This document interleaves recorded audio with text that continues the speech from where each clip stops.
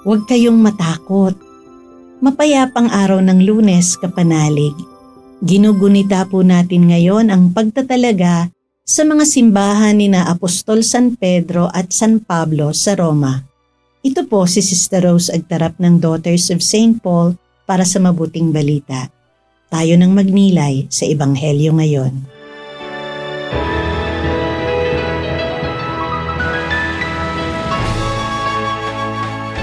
Matapos pakainin ng mga tao, agad na pinasakay ni Jesus sa bangka ang mga alagad at pinauna sa kabilang ibayo habang pinaalis niya ang mga tao. At pagkaalis ng mga tao, mag-isa siyang pumunta sa kaburulan para manalangin. Nag-iisa siya roon ng gumabi. Samantala, malayo na sa lupa ang bangka. Sinasalpok ng mga alon sapagkat pasalungat ang hangin. Nang madaling araw na, pinuntahan sila ni Jesus na naglalakad sa dagat. Nang makita niya siyang naglalakad sa dagat, natakot sila at akala nila'y multo siya, kaya sumigaw sila. Ngunit agad niyang sinabi sa kanila, "Lakasan ng loob. Ako ito. Huwag kayong matakot." Sumagot si Pedro, "Panginoon, kung ikaw nga, papuntahin mo ako sa iyo na naglalakad sa tubig. Halika." Bumaba naman sa bangka si Pedro at naglakad sa tubig papunta kay Jesus. Ngunit natakot siya sa harap ng malakas na hangin at lumulubog na, kaya sumigaw siya, "Panginoon, iligtas mo ako!" Agad na iniunat ni Jesus ang kanyang kamay at hinawakan siya at sinabi, "Taong kokonti ang pananampalataya, bakit ka nag-aalinlangan?" Nang makasakay na sila sa bangka, tumigil ang hangin at yumuko sa harap ni Jesus ang mga nasa bangka at sinabi, "Totoo ngang ikaw ang anak ng Diyos."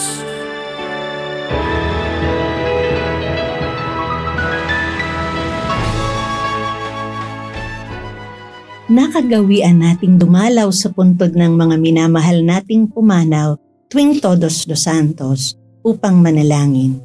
Alam nyo, ganun din ang ginawa ng mga unang Kristiyano. Pumunta rin sila sa libingan ng mga apostol tulad ni San Pedro at San Pablo bilang pagpupugay at paghingi ng biyaya. Kay San Pedro, ang mangingisda na itinalaga ng Panginoon bilang tagapamuno ng kanyang simbahan. Ipinako siya ng patiwarik dahil hindi raw siya karapat-dapat na mamatay tulad ng kanyang Panginoon. Kay San Pablo, na umusig sa mga tagasunod ni Kristo, siyang nagpakalat ng mabuting balita sa buong mundo tungkol sa Panginoong muling nabuhay. Nakulong siya sa Roma, ngunit hindi tumigil sa pagpapalaganap ng Ebanghelyo hanggang siya'y pinugutan ng ulo. Parehong naging martir sina Pedro at Pablo sa Roma at ang kanilang mga libingan ay tinaguriang mga banal na lugar. Naglakbay mula sa iba't ibang panig ng mundo ang mga Kristiyano upang manalangin sa kanilang mga puntod hanggang sa magtayo ng simbahan doon. Sa ngayon po, patuloy na naglalakbay ang mga mananampalataya upang manalangin at magbigay pugay sa Basilika ni San Pedro at sa Basilika ni San Pablo doon sa Roma. Tulad ng dalawang haligi na sina San Pedro at San Pablo, sundan nawa natin ang sinabi ng Panginoon sa mabuting balita ngayon. Huwag kayong matakot.